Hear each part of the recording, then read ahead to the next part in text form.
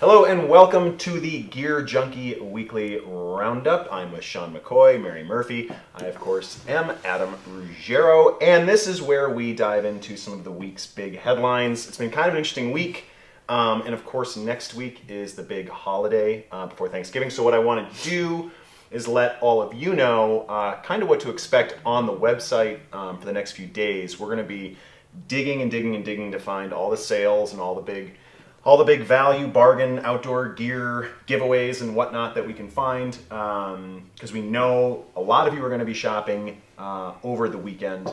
So what I'd like to do is like to start first to see, do you guys shop on Black Friday? Not in physical, like going to the store. I won't be doing that. Have you ever? I don't think so. It is a nightmare. Yeah, it is the chaos. Worst thing you can do. Maybe. I should also say, like, there may be other things that are worse, but if you do want to go shopping, there's some good deals to be had that we'll touch on in just a moment. Mary, are you going to be shopping on Black Friday? I don't think I've ever shopped on Black Friday. I like to avoid, when you see the videos of people being trampled as they like run into the, Mm-hmm. yeah, I try to avoid that at all costs. Yeah. Although supporting local shops and places that don't have online retail, if there's a really good deal in store, I might be persuaded if it's something I really want to buy. Yeah, and of course, a lot of what you can find in a store these days, you can also get online. I'll make you guys all aware of a sale that I was privy to that we posted on the site because I've actually used the product. Roof Nest, the vehicular rooftop tent, is taking $300 and $400 off everything in their lineup from Black Friday all the way to Cyber Monday. So if you guys have been thinking about getting a rooftop tent, I personally love it. Check that out. That's Roof Nest. They're a Boulder-based company. Pretty cool. Any cool deals you guys have found? That's online, right? Yes, that is online. Yeah, so you could be literally somewhere out in the woods and order that up. Just opt outside and buy your rooftop. That's what you do in the woods. Yeah. Any big deals you want to touch on before we dive into the headlines? Man, there's a lot of them.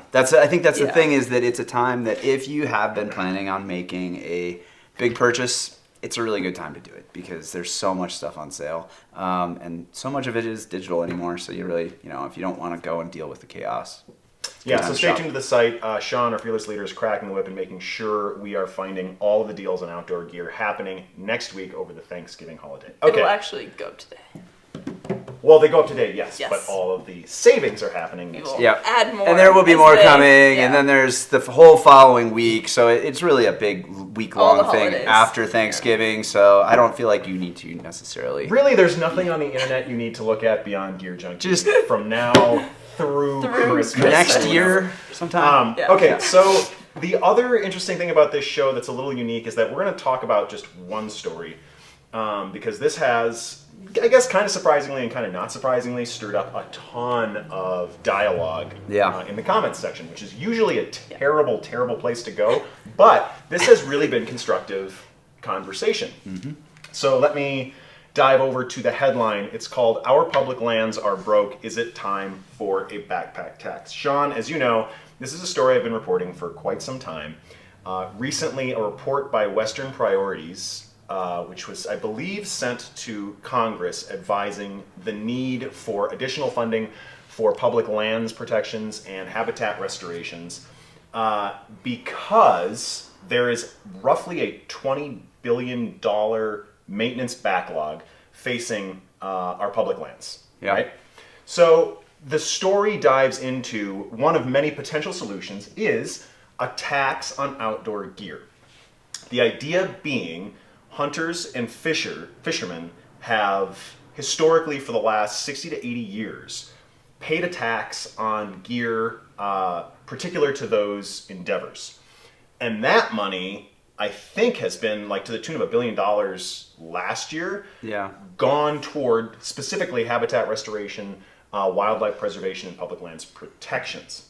So all that is to say, the idea was put forth that perhaps because the certain government funds are insufficient to meet the needs of the maintenance backlog, it might be time to impose a tax on certain types of outdoor gear. People have come out on both sides of this pretty vehemently. Sean, can you briefly summarize what the two camps say? Yeah, it's a pretty clear situation where There's one side of the world that says we don't need more taxes. It's already too expensive to go outdoors. It's already too expensive to do these things. You should find other ways to fund it because there are already a lot of taxes. We're spending billions and trillions of dollars on things like defense. Cut some of that, put it towards public lands. Then on the other side of the argument is that, well, all of those things are being funded already and we're not going to stop paying for defense, but we should still fund the outdoors in some way. So we should be taxing these things. And then there's a lot of dialogue between the two because I think everybody tends to agree that we do need to do a better job of funding our public lands and conservation.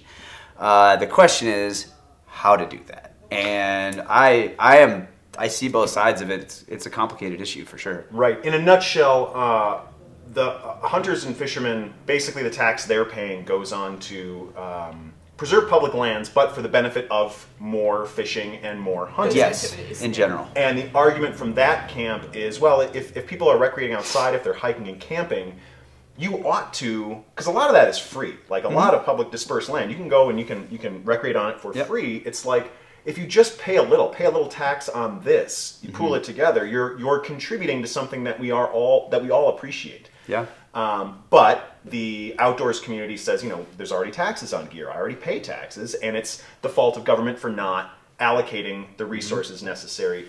Mary, Yeah. I wrote this while you were on a press trip. Yes. I did read it though. Yeah. So what is your take?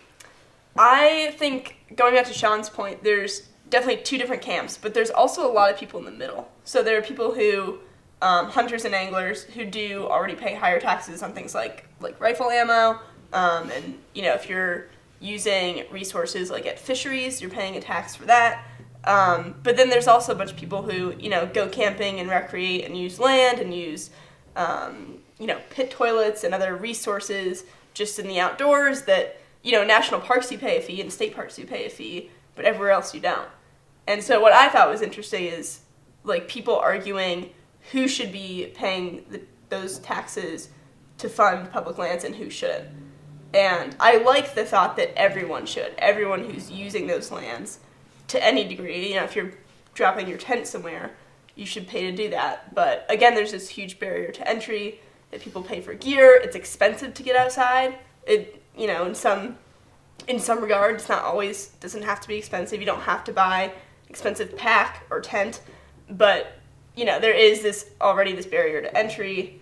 And I think that people are worried that having this specific tax is kind of going to ruin the accessibility to the outdoors. Yeah, it will keep people, it could potentially, the argument goes. Especially the other people who already fund and donate and support Access Fund and other, land nonprofits, which is very different from federal funding and legislation, around our public lands. But So there have been roughly 100 some comments, and not just people commenting on the story, but people responding to one another it's the comment section after all, but more or less constructively. One of the more interesting comments that we pulled out was, we'll call him Rick. Herein lies the problem. Hunters and fishermen are harvesting something from the land, whether that item be for food or trophy. Hikers and backpackers do not harvest something from the land. And that's really interesting because I do not hunt or fish, but I would contend that hikers and backpackers are harvesting something, right? They're harvesting not just a place to recreate, but it could be a home, a shelter, right? They're harvesting a plot to stay, to live for a bit. And that has an impact, and even if it's little, but those that trail gets tamped down by a lot of feet using it. There is an impact there. And I guess if I think about it, I can really see the logic for a tax on outdoor gear, because I think people hear the word tax and immediately alarms go off. It's more money out of my pocket, but it's nominal, right? It's small. Yeah. And to your point, and it was Midwest Mountaineering, they had commented saying this could create more barriers to entry. But if this gear is already expensive, a nominal tax I do not think is going to make or break whether or not you buy something. Another $5 on a $200 Yeah, I mean, and if you the tax being proposed is on gear over $200. So that's an interesting point. That's a proposed law in Washington State. Yeah. In Washington State, where they were going to only tax outdoor gear over $200. And this raises a really interesting point.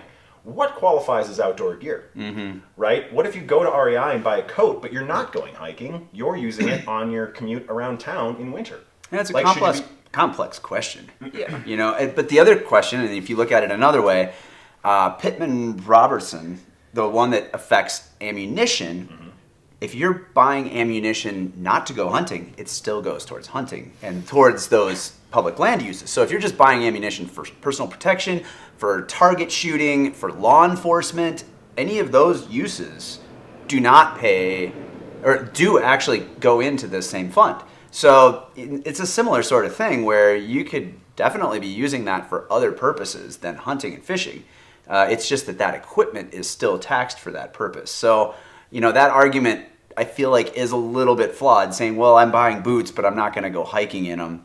Well, you're still going to pay a small fee. But you're still buying. You know, I don't know. I feel like the whole barrier to entry is a little bit of a weak argument, because if you're looking at a pair of $200 boots and you put a 0.5% tax on it, or a 1% tax, you're looking at a couple dollars. Exactly. I don't think that if you're buying a $200 pair of boots that $1.50 or $2 is going to keep you from buying them. Right. Mary, you had mentioned that you do think it's, and correct me if I'm wrong, but you do think it's fair if people pay for what it is they're using.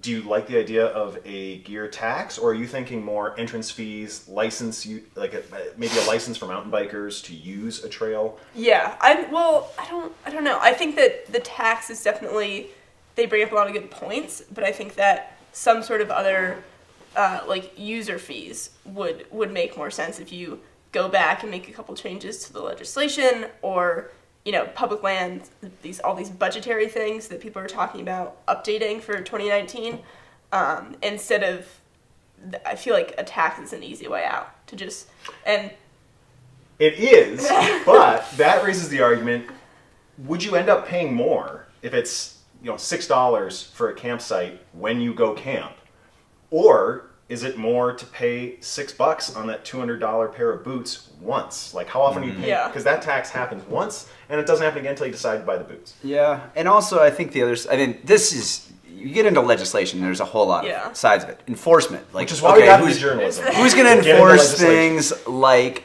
okay, did you buy your license to go camping? If you're doing something like that, is somebody going to enforce it? Then you have the cost of enforcement. Exactly. You have the cost of collection of those fees. Every different. So the money's not all going. Yeah, I mean, I think that the beauty of not a sales tax per se, but a tax that's levied on outdoor gear like that is that it's pretty simple to collect and to enforce. And then you don't have to send somebody around looking for people who didn't or did have their license and extra costs and that. But it does put it across the board on people who may not really be able to afford it. So it's not a user fee, which, I mean, it's complicated for sure. But what's funny in this whole thing is that as convoluted and complex and as much gray area as there is, there's a perfect solution that both general outdoor recreationists and sportsmen agree. And it exists. It's the Land and Water Conservation Fund. It has been permanently reauthorized. It takes money from offshore oil and gas mining. It has $900 million every single year that can go to habitat restoration, wildlife, and public lands protections. But that money, for the last more than a half century, is continually bled into other projects, and it's all kind of being reallocated. It's always reallocated. Always. Only once in the 54-year history of the Land and Water Conservation Fund has the full amount ever gone toward what it was developed for in the first place, and it exists. And the Trump administration this year permanently reauthorized it. It was a bipartisan bill. Congress pushed it to the president. Everybody loved it, but it has no teeth. Like, it doesn't guarantee any funding. It's still at the discretion of lawmakers where all that money goes. And it's the perfect solution. Yeah. Any lawmakers listening to this? Yes. Do they listen to anything? They listen to you, Sean. Everybody listens to you, Sean. I'd encourage you all to check out that story. It's a really good dialogue. Hop over to our Facebook. It's posted there as well. And if you dare, hop into the comments. Overall, it's been really, really civil and really cool to kind of see this conversation take place. The story, again, our public lands are broke. Is it time for a backpack Nice tax? reporting, Adam. Thank you, Sean. It took all the things that happened. It only took a year or two to write. Gosh, but... all the things that happened behind the scenes. Guys, that's it. We're going to be off. We're not going to have a roundup next week, obviously, because we're all going to be with our families and or friends and or outside if you're me. But do stay tuned because we're going to have all those gear deals posted from now through the weekend into Cyber Monday, so you don't miss any opportunities to get some of that shopping done. Before we go, what are you doing for Thanksgiving? I will be traveling to visit family. Whereabouts? Ohio. Oh, cool. But there's some hiking around there. Probably get out to, there's this national park actually in Ohio that is pretty nice. I might go out there and do a couple miles. Sweet. Mary? Definitely having a big meal with the family, and then possibly going camping and hiking as well. Sweet. Definitely not shopping. Definitely not shopping, no. And I will be in Moab. Are you going to ride a mountain bike or? I'm definitely going to ride a mountain bike. Sweet. And we hope all of you get the chance to get outside and do something cool. So have a wonderful holiday, and we'll be back the week after next week for another Gear Junkie Weekly Roundup. For Sean McCoy and Mary Murphy, I'm Adam Ruggiero. See you next time.